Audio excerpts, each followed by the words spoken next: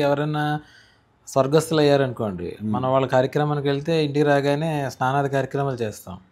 ఈ మాట అనొచ్చో లేదో తెలీదు గానీ, ఎవరన్నా స్వామీజీలు గనక హ్మ్, శివైక్యం గాని, విష్ణైక్యం గాని చెందితే, వాళ్ళ దగ్గరికెళ్ళినప్పుడు వచ్చిన తర్వాత కూడా తలస్నానాలవి చేయాలా? మైలుంటుందా? వాస్తవానికి ఈ మైలుంటుందా? ఇవన్నీ కూడా బయట ఏమి ఉండవు. ఇదంతా కూడా మనసుకు సంబంధించినది. అంటే మనము శుభ్రత అనేది 2 విధములుగా ఉంటుంది. ఒకటి బాహ్య శుభ్రత, రెండోది అంతః శుభ్రత అని.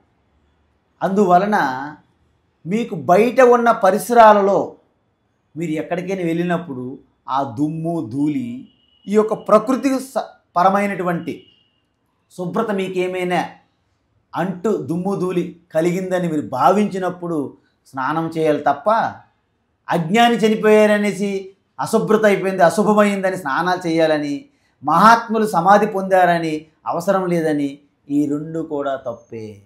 ఎందుకంటే మహాత్ముల శరీరమైన పాంచభౌతిక శరీరమే, అజ్ఞాని శరీరమైన పాంచభౌతిక శరీరమే. కాబట్టి శరీరాలకు ఎప్పుడూ కూడా గొప్పతనం లేదు.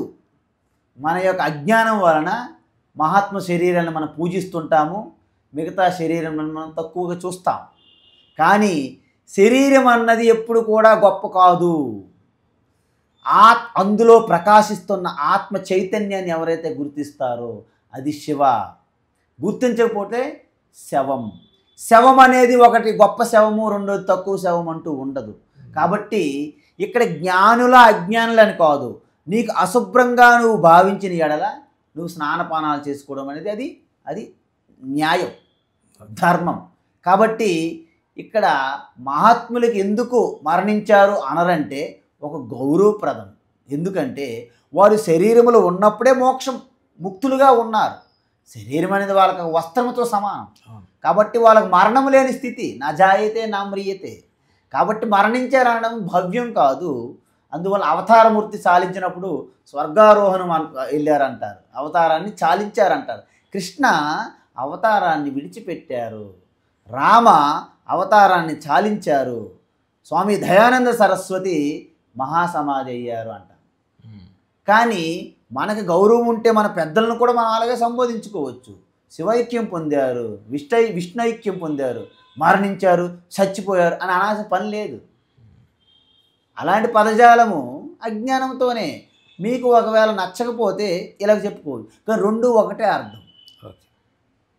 కాబట్టి ఇక్కడ ఏంటంటే మనం ఎవరైనా చనిపోయినప్పుడు వెళ్ళేటిచ్చినప్పుడు మైలు ఉన్నది స్నానం చేయాలంటారంటే అది మీ యొక్క శుభ్రత సంబంధించింది, మనసుకు సంబంధించిన భావన. అది వాస్తవానికి అక్కడ అంటు కూడా ఏముండవు.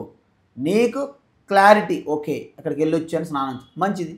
ఎందుకంటే ఇదంతా బయటకే కదా, లోపల ఆత్మకేమంటదు. ఆత్మకి ఎప్పుడూ మైలు ఉండదు. నిత్య శుద్ధ బుద్ధ ముక్త స్వరూప అంటారు శంకరాచార్య. నిత్యము శుద్ధము, నిత్యము జ్ఞానము, అనంతము. అందువలన ఇప్పుడు గంగా జలము ఒక కలశంలో వేసిన, మురికి నీరు ఒక కలశంలో వేసిన, లోపల ఉన్న ఆకాశానికి ఏమైనా అంటుతుందా? అంటదు. అంటే ఆకాశానికి ఎలాగైతే మురికి నీరు మంచినీరు ఎటువంటి అంటదో, ఈ లోపల ఉన్న చైతన్యమైన ఆత్మ కూడా అలాంటి ఆకాశం లాంటిది. మనస్సులో కలిగే భావనలు, మంచివి కానీ చెడు భావనలు కానీ ఆత్మకు అంటావు. అందువలన వాస్తవానికి ఆత్మ కదలదు, క్రియ లేదు, కర్మ లేదు. అన్నీ కూడా కారులో చక్రములు, స్టీరింగ్లు ఇవన్నీ తిరుగుతుంటాయి, పెట్రోల్ ఏమి పని చేయదు. ఈ యొక్క ఇంద్రియములు, మనస్సు, బుద్ధి అంతా అలిసిపోతుంది. డ్యాన్స్లు వేసి స్టేజ్ ఎక్కి ఒక డ్యాన్స్ రిటోటి డ్యాన్స్ వేస్తుంటారు, అలిసిపోతుంటారు. కానీ అక్కడ ఉన్నటువంటి లైటు ప్రకాశం ఏమీ అలుపు ఉండదు, అలసిపోదు. అదేవిధంగా ఆత్మ చైతన్యం అనే వెలుగులో బుద్ధి, మనస్సు, ఇంద్రియములు, శరీరం అన్నీ అలసిపోతాయి. కాబట్టి అవే పడుకుంటాయి తప్ప ఆత్మ పడుకోదు. గాఢ నిద్రలో కూడా నేను అలాగ ప్రకాశంగానే ఉంటాను. మరి నిద్రపోతే నువ్వేంటి? మనసు, బుద్ధి, ఇంద్రియములు. నేను అందుకే నిత్యం చిదానంద రూప శివ అహం అంటే శివ అహం అంటే దాన్ని రెండు కలిపితే శివోహం. శివోహం